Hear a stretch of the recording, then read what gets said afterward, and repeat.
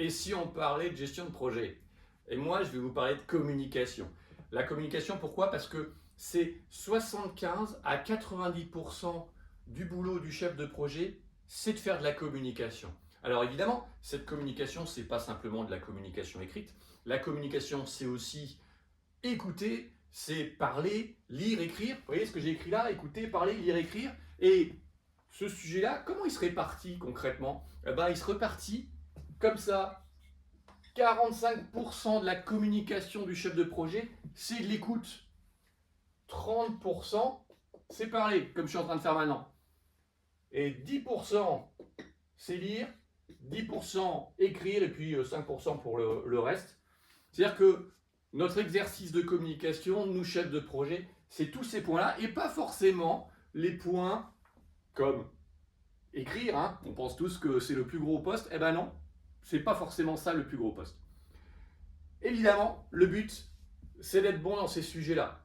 Parce qu'une communication inefficace, elle va gérer quoi? Elle va gérer de la frustration, potentiellement du conflit, et finalement des coûts et de la non-qualité sur mon projet.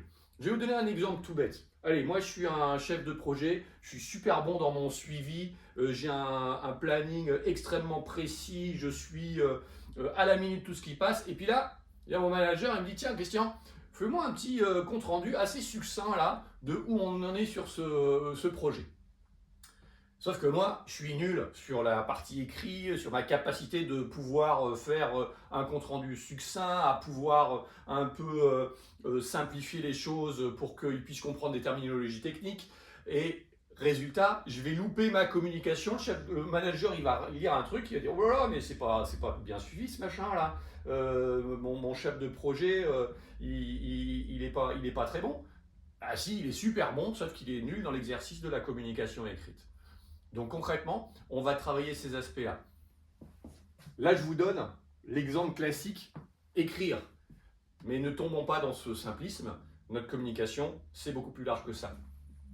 Écoutez. On a énormément de parties prenantes dans un projet.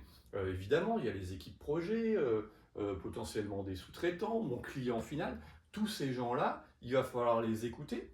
Il va falloir aussi, si je suis dans du verbal, lire le non-verbal. Tous ces points-là sont super importants. Pas mal de travail à produire dessus. D'ailleurs, on pourra en reparler. Parler, évidemment, l'exercice de parler. Je suis peut-être pas nativement à l'aise sur cet exercice-là. Et puis si je le suis, peut-être que je parle trop. Et puis peut-être que je ne m'adresse pas aux bonnes personnes. Et peut-être que ma durée de communication est trop longue. Et peut-être que je le fais dans le mauvais ordre. C'est-à-dire que j'aurais peut-être dû commencer par une communication écrite. Lire. Je vais vous donner un exemple tout bête qu'on connaît tous. Évidemment, moi, chef de projet, je reçois plein de mails sur mes projets. Mon équipe projet, allez, pour pas prendre de risques, ils vont me mettre en copie d'une com sur deux en disant, au moins, il ne pourra pas dire qu'il n'était pas au courant. Résultat, moi, je reçois plein de communications, il va falloir que je sois capable de lire qu'est-ce qui est intéressant là-dedans, en diagonale les choses moins importantes, et puis prendre le temps de lire ce qui est réellement important. Et puis évidemment, écrire parce que je dois quand même pas mal produire de la communication. J'ai l'exemple que je viens de vous donner, la capacité aussi à produire des comptes rendus selon la cible, selon le lecteur. Tous ces aspects-là, je dois connaître mes forces et mes faiblesses. Et le petit conseil que je peux me permettre de vous donner, c'est évidemment de faire cette analyse. Où est-ce que je suis bon, où est-ce que je ne suis pas bon, pour pouvoir travailler ces faiblesses. Moi, je me permettrai de faire quelques autres petites vidéos sur ce sujet pour qu'on avance ensemble. À bientôt!